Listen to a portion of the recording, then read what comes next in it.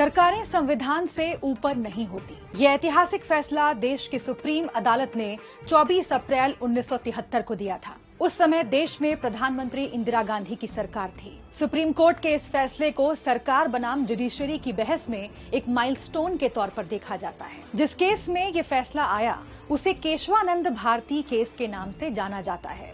Supreme court के उस निर्णय ने इंदिरा सरकार को घुटनों पर ला दिया था।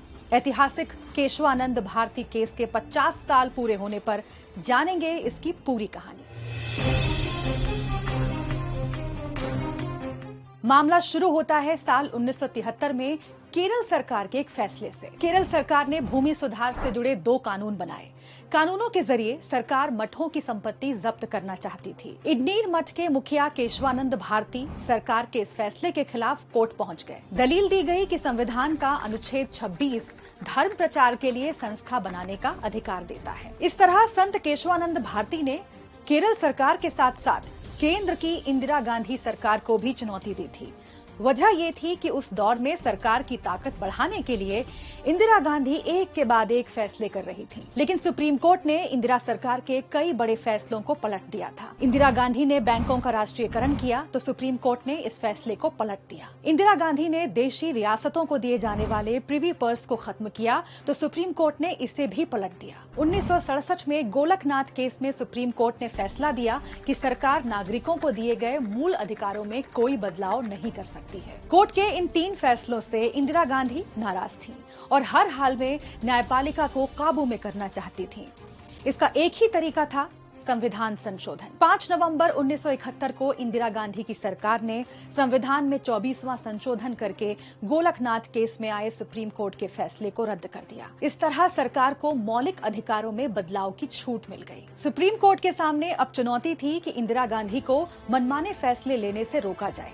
केशवानंद भारती केस में भी सुप्रीम कोर्ट के सामने यही सवाल उठा कि क्या सरकार संविधान की मूल भावना को बदल सकती है। मामले में सुनवाई के लिए 13 जजों की बेंच बनी, जिसका नेतृत्व तब के सीजेआई SM सीकरी कर रहे थे। 68 दिन तक बहस चलने के बाद 7 जजों ने संत केशवानंद भारती के समर्थन में फैसला दिया। 6 जजों ने सरकार के समर्थन में फैसला सुनाया। कोर्ट ने अपने फैसले में 3 अहम बातें कही। सरकार संविधान से ऊपर नहीं है। सरकार संविधान की मूल भावना यानी बेसिक स्ट्रक्चर को नहीं बदल सकती। सरकार अगर किसी कानून में बदलाव करती है तो अदालत उसकी न्यायिक समीक्षा कर सकती है। इस फैसले को इंदिरा सरकार की हार के तौर पर देखा गया। इसके बाद इंदिरा गांधी ने दूसरे रास्ते से जुडिशरी को कंट्रोल करने की कोशिश की। कहते हैं कि 25 अप्रैल 1973 को 3 सीनियर जजों को नजरअंदाज करके जस्टिस A.N. रे को सुप्रीम कोर्ट का चीफ जस्टिस बनाया जाना इसी प्लान का हिस्सा था। A.N. रे ने चीफ जस्टिस बनते ही केशवानंद भारती केस के फैसले की समीक्षा के लिए एक बार फिर से 13 जजों की बेंच बना दी। लेकिन सुप्रीम कोर्ट के कई जज चीफ जस्टिस के इस फैसले के खिलाफ हो गए।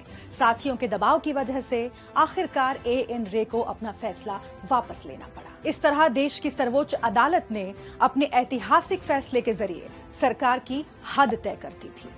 ऐसे ही और वीडियोस के लिए बने रहें दैनिक